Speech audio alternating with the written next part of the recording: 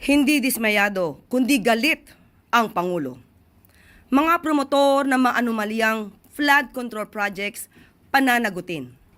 Iyan ang madiin na utos ni Pangulong Ferdinand R. Marcos Jr. habang patuloy sa pag-inspeksyon at pag-iimbestiga sa mga questionabling flood control projects sa Bulacan. Labis ang pagkadismaya ng Pangulo dahil bukod sa bayad na, ang mga ito ay dapat na napatayong concrete river wall sa Baliwag, Bulacan ay napag-alamang hindi man lang ito nasimulan.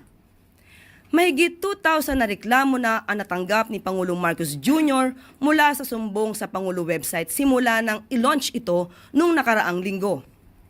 Layunin ng sumbong sa Pangulo website na hikayatin ang taumbayan na magsumbong sa pamahalaan tungkol sa mga irregular flood control projects sa bansa.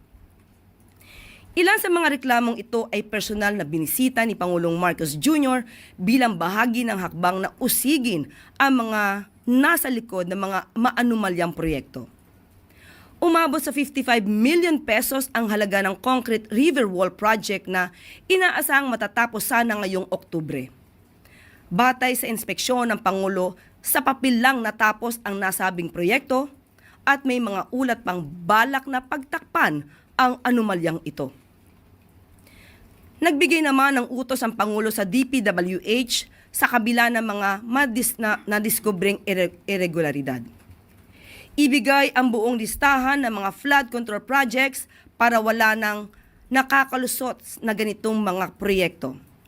I-blacklist na rin ang mga mapang-abusong kontratista na bukod sa palpak ang trabaho ay maaaring sangkot sa mga iligal na gawain. Nagbabala din ang Pangulo sa lahat ng sangkot sa mga ghost flood control projects, lalo na iyong mga nasa gobyerno. Uusigin kayo ng batas.